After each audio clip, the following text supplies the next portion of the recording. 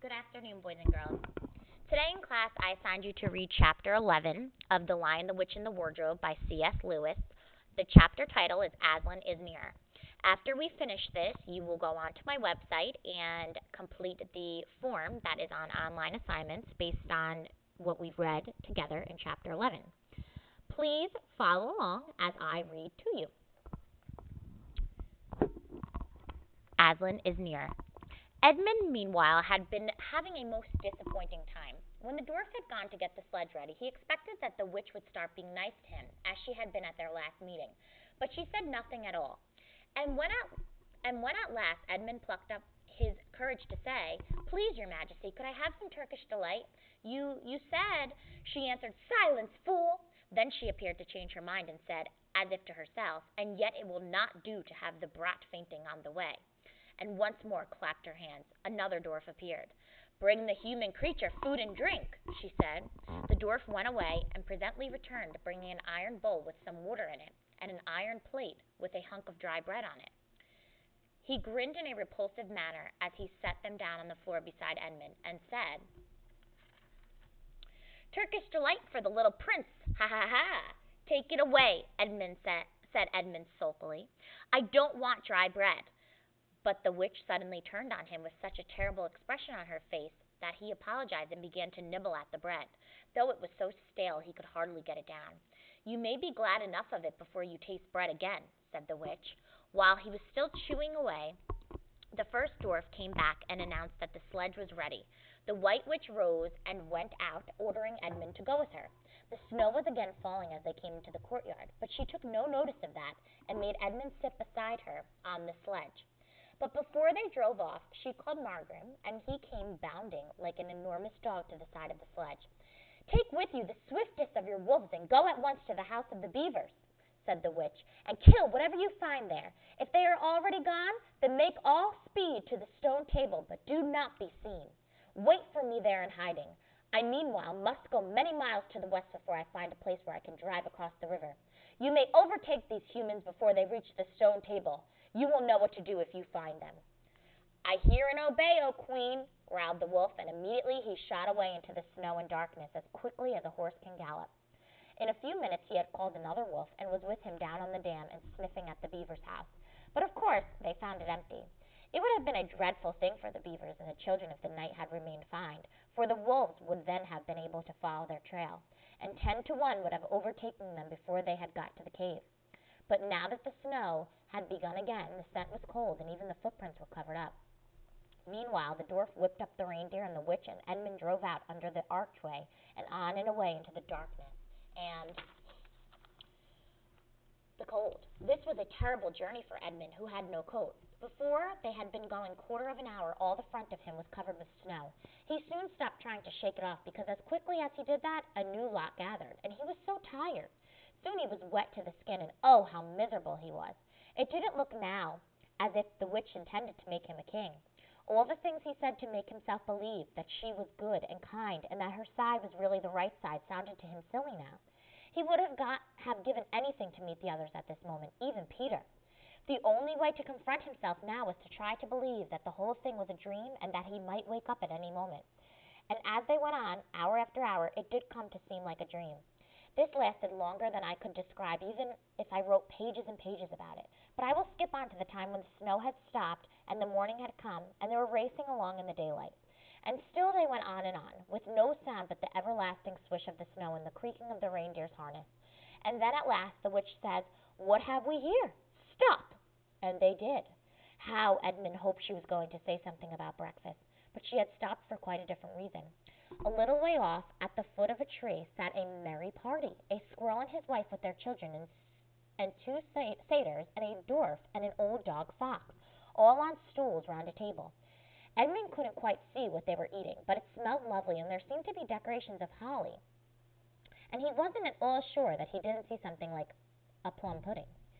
At the moment when the sledge stopped, the fox, who was obviously the oldest person present, had just risen to its feet, holding a glass in its right paw as if it was going to say something. But when the whole party saw the sledge stopping, and who was in it, all the gaiety went out of their faces. The father squirrel stopped eating with his fork halfway to his mouth, and one of their satyrs stopped with its fork actually in its mouth, and the baby squirrel squeaked with terror. "What is the meaning of this?" asked the witch queen. Nobody answered. "Speak, vermin," she said again, "or do you want my dwarf to find you a tongue with his whip? What is the meaning of all this gluttony, this waste, this self-indulgence? Where did you get all these things?" "Please, your majesty," said the fox, "we were given them, and if I might make so bold as to drink your majesty's very good health." "Who gave them to you?" said the witch. "Father Christmas," stammered the fox. "What?"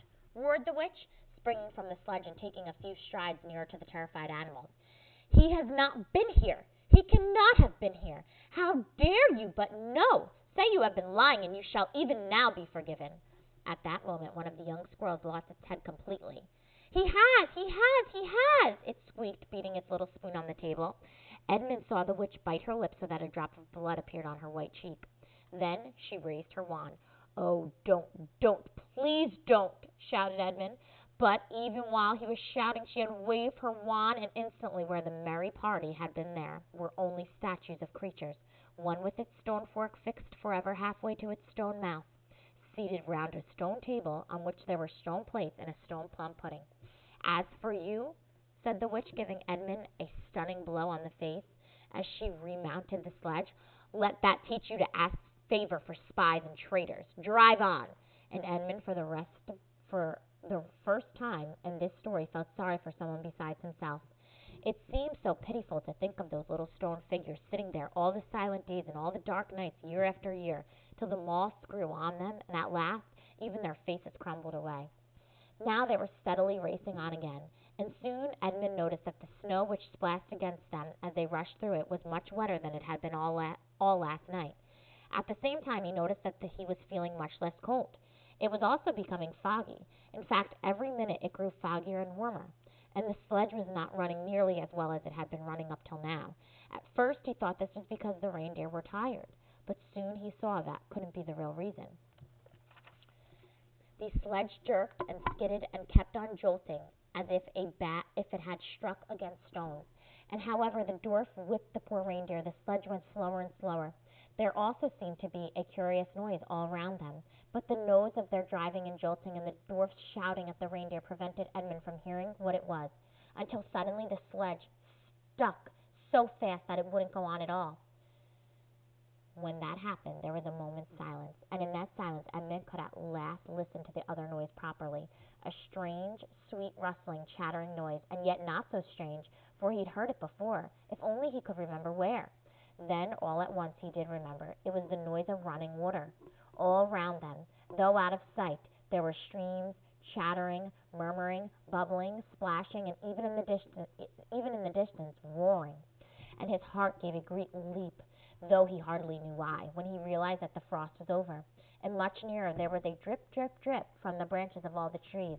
And then, as he looked at one tree, he saw a great load of snow slide off of it, and for the first time since he had entered Narnia, he saw the dark green of a fir tree. But he hadn't time to listen or watch any longer, for the witch said, "Don't sit staring, fool! Get out and help!" And of course Edmund had to obey. He stepped out into the snow, but it was really only slush by now, and began helping the dwarf to get the sledge out of the muddy hole it had got into. They got in out in the end, and by being very cruel to the reindeer, the dwarf managed to get it on the move again, and they drove a little further. And now the snow was really melting in earnest, and patches of green grass were beginning to appear in every direction. Unless you have looked at a world of snow as long as Edmund had been looking at it, you will hardly be able to imagine what a relief those green patches were after the endless white. Then the sledge stopped again. "It's no good, your majesty," said the dwarf. "We can't sledge in this thaw." "Then we must walk," said the witch. "We shall never overtake them walking," growled the dwarf. "Not with the start they've got." "Are you my counselor or my slave?" said the witch. "Do as you're told. Tie the hands of the human creature behind it and keep hold of the end of the rope, and take your whip and cut the harness of the reindeer. They'll find their own way home." The dwarf obeyed, and in a few minutes Edmund found himself being forced to walk as fast as he could with his hands tied behind him. He kept on slipping in the slush and mud and wet grass, and every time he slipped the dwarf gave him a curse, and sometimes a flick with the whip. The witch walked behind the dwarf and kept on saying, "Faster, faster!" Every moment the patches of green grew bigger and the patches of snow grew smaller. Every moment more and more of the trees shook off their robes of snow. Soon, wherever you looked, instead of white shapes, you saw the dark green of firs or the black prickly branches of bare oaks and beeches and elms. And the mist turned from white to gold and presently cleared away altogether. Shafts of delicious sunlight struck down onto the forest floor, and overhead you could see a blue sky between the treetops. Soon there were more wonderful things happening. Coming suddenly round a corner into a glade of silver birch trees, Edmund saw the ground covered in all directions with little yellow flowers, celandines.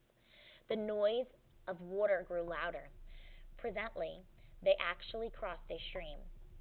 Beyond it they found snowdrops growing. "Mind your own business," said the dwarf when he saw that Edmund had turned his head to look at them, and he gave the rope to a vicious jerk. But of course this didn't prevent Edmund from seeing.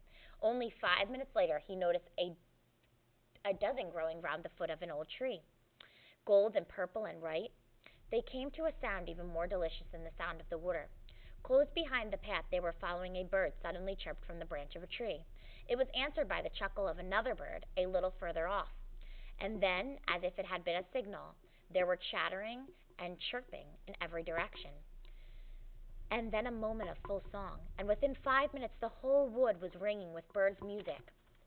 And wherever Edmund's eyes turned, he saw birds alighting on branches, or sailing overhead, or chasing one another, or having their little quarrels, or tidying up their feathers with their beaks. "Faster, faster!" said the witch. There was no trace of the fog now. The sky became bluer and bluer, and now there were white clouds hurrying across it from time to time. In the wide glades there were primroses. A light breeze sprang up, which scattered drops of moisture from the swaying branches and carried cool, delicious scents against the face of the travelers. The trees began to come fully alive. The larches and birches were covered with green, the laburnums with gold. Soon the beech trees had put forth their delicate, transparent leaves. As the travelers walked under them, the light also became green. A bee buzzed across their path. "This is no thaw," said the dwarf, suddenly stopping. "This is spring. What are we to do? Your winter has been destroyed, I tell you. This is Aslan's doing." "If either of you mentions that name again," said the witch, "he shall instantly be killed." All right, boys and girls, that is chapter 11. And what you are assigned to do tonight for homework is to complete the online assignment on my website for questions for chapter 11.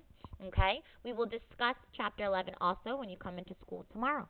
I hope you have a great night, and I hope you're enjoying The Lion, the Witch, and the Wardrobe as much as I am. I'll see you tomorrow.